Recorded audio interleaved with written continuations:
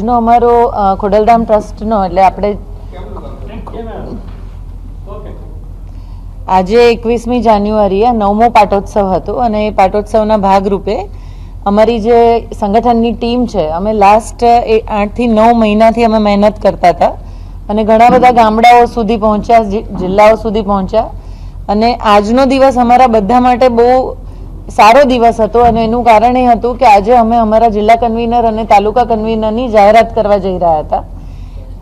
મને જે સંગઠન અધ્યક્ષ બનાવવામાં આવી એ પણ ભાઈની વડપણ હેઠળ એમના ચેરમેન પદના નીચે અમારા આવા સંગઠન જેવા બીજા ઘણા પ્રકલ્પો ચાલે છે જેમાંથી એકમાં મને સંગઠન અધ્યક્ષ બનાવી અને એ બી હોદ્દાની રૂએ. આમાં જોવાની વાત એ છે કે ખોડલધામ ટ્રસ્ટ એ હંમેશા કમિટીઓથી ચાલતું આવે છે. હોદ્દાના ભાગરૂપે કન્વીનર સહકન્વીનર બનતા હોય અને બદલાતા હોય. તો દર વર્ષે 2 વર્ષે હોદ્દાના ભાગરૂપે દરેક જણ આવે અને દરેક જણ કામ કરે. આ એક એવી સંસ્થા છે જે ડિસિપ્લિનથી ચાલે છે અને સિસ્ટમથી ચાલે છે. એટલે હું મીડિયાને અનુરોધ કરીશ કે જે ખોટી વાતોને પ્રચાર થઈ રહ્યો છે એ ના થવો જોઈએ. કારણ કે જે આજે મેં મા ખોડલની સાક્ષીમાં અમે આ કામ કરી રહ્યા છે એની પવિત્રતા જળવાય એટલો અનુરોધ હું તમને બધાને ચોક્કસ કરું છું. બીજી વાત, આજે જેનીબેન ઠુમરને પણ ટ્રસ્ટી બનાવવામાં આવ્યા અને એ બી કેમ આટલા વખતથી એ પણ અમારી સાથે સંગઠનમાં મહેનત કરે છે. તો આજે બીજી એક બહેનને ટ્રસ્ટી બનાવ્યા. એક બહેન તરીકે મને પહેલી ટ્રસ્ટી બનાવેલા, આજે બીજી બહેન ટ્રસ્ટી બન્યા અને એનાથી બી વધારે આનંદ એ કે આટલી બધી મહેનત જે લોકો કરે છે એને હોદ્દા મળી રહ્યા છે. આજે અમારો નાનામાં નાનો કાર્યકર ખુશ છે અને એનું કારણ એ છે કે એમને એનું પદ મળ્યું અને આજે અમે એટલા માટે ખુશ છીએ કે અમે આટલી મહેનત કરી અને અમારું જે સંગઠનની અમને જે સ્પીડ જોઈતી હતી એ સ્પીડ આજના કાર્યક્રમની સક્સેસથી અમને મળશે.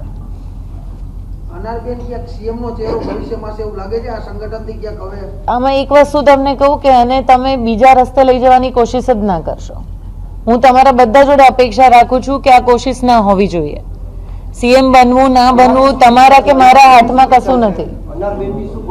અનારબેનની પર્સનલ ઈચ્છાની બી અહીંયા કોઈ વાત નથી થતી. જ્યારે હું એક ટ્રસ્ટી તરીકે અહીંયા બેઠી છું, ખોડલધામના પ્રેમાઇસીસમાં બેઠી છું, તો મને એટલી ગંભીરતા છે કે હું ખોડલધામ વિશે વાત કરું. મારી પર્સનલ વાત અહીંયા ક્યાંય આવતી જ નથી.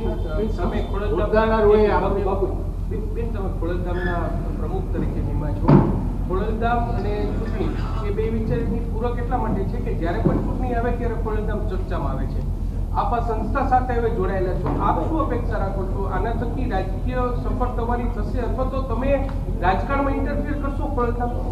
આનાથી મને તો એવું ઊંધું દેખાય છે ને. તમે એક વસ્તુ જુઓ કે ખોડલધામ ટ્રસ્ટ તો વર્ષોથી કામ કરે છે, છેલ્લા 9 વર્ષથી કામ કરે છે અને દર વખતે ખોડલધામ લેવા પટેલ સમાજમાંથી કોંગ્રેસ, બીજેપી હોય કે આપ હોય બધાને ટિકિટો મળે છે.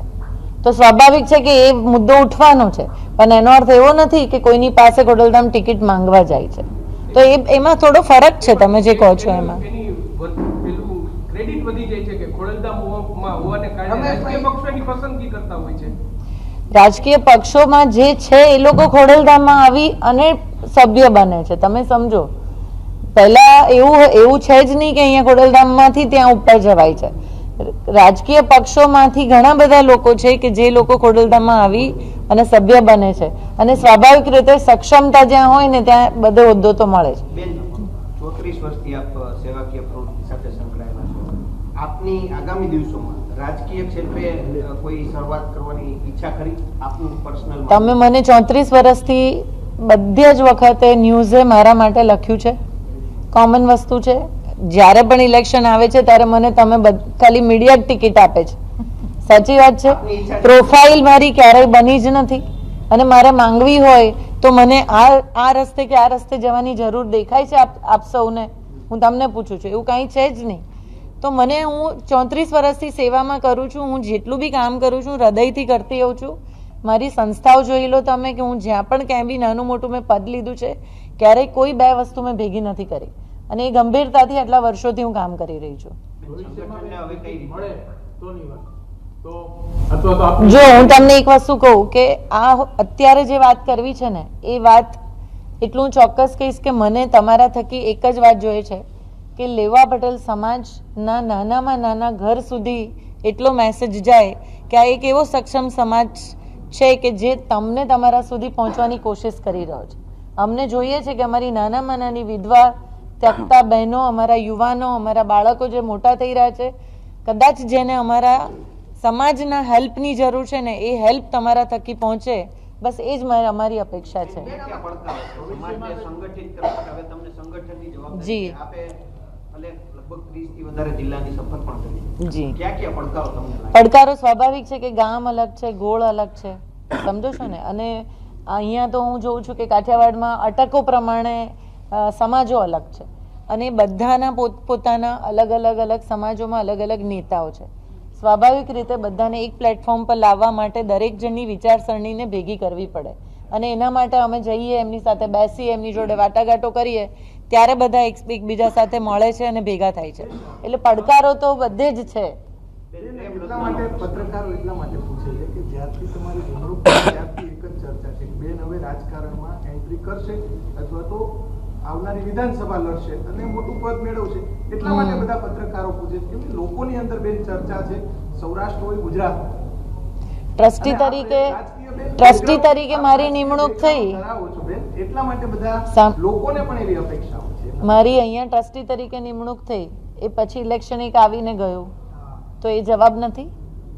તો બેન નરેશભાઈ એક વખતે બોલ્યા હતા કે ક્લાર્કથી લઈને મુખ્યમંત્રી સુધી આપણો હોવો જોઈએ.